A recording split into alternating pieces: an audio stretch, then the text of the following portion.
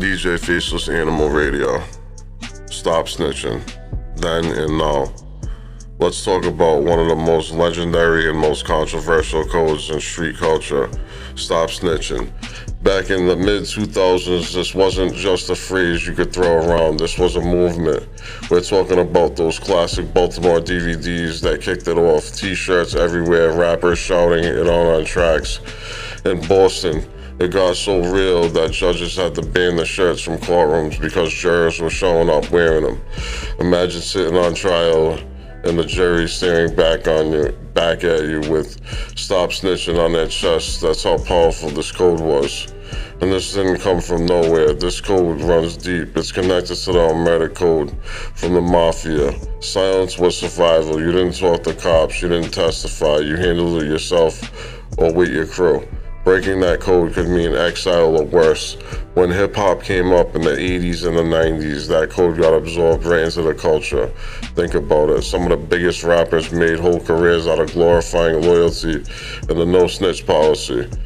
Mobb Deep's Quiet Storm wasn't just a song title. It was a mentality. Real G's move in silence. Cameron famously said in a 60-minute interview that he would tell police if a serial killer lived next door. That's how serious the culture took it. But here's the crazy part. Fast forward to 2024, and it feels like we're living in a completely different era. Somewhere along the way, the code got bent, maybe even broken.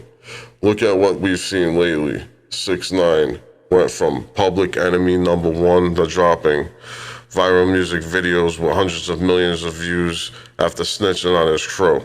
People hated him, but they still watched. Gunna took that Alford plea and the YSL case, came home, and yes, some fans called him a snitch, some rappers unfollowed him, but when he dropped Bread and Butter and other tracks, streams went crazy. The music still moved. Even T.I. went viral when Boozy called him out for supposedly snitching. Then backtracked after they talked. 10 years ago, that couldn't have been the end of T.I.'s credibility. Today, it's just a Twitter topic.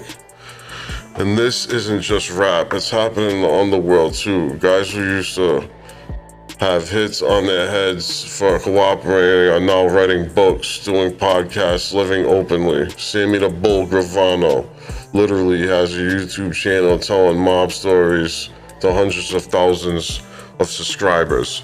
That would have been unthinkable in the 80s. So what changed? Part of it is social media. Everyone wants content, even from the so-called rats. People are curious. Part of it is the streets changing. Younger generations care less about old rules. Survival is the new flex, not silence. And part of it is the music industry itself. Controversy moves units. But I want you to think about this. Is this a good thing? Is this evolution? People choosing their freedom over a code? Or is it a slow death of accountability in the streets? Because let's be real, this has consequences. If snitching is normal, what does that do to trust in crews, in labels, and in neighborhoods? How do you build loyalty when everyone thinks it's just business to cut a deal and walk? This is where you come in. I want you to react. Is the stop snitching era officially dead, or is it still alive for the real ones? Do you think 6ix9ine, Gunna, and others represent a culture shift, or are they just exceptions that went viral? Drop your thoughts in the comments. Argue it out down there. And if you rock with this type of content, search DJ Faceless Animal on 50+ platforms. Spotify, YouTube, TikTok, everywhere. Smash that like button, hit subscribe, and share this with everybody who's got an opinion. This is the type of conversation that needs it to be, and that keeps the culture honest. Because whether you love it or hate it, one thing is clear. The streets, the music, and the rules, they're not what they used to be. Nobody knows for sure just how much was taken in the daring pre-dawn raid at the Lufthansa cargo terminal at Kennedy Airport. The FBI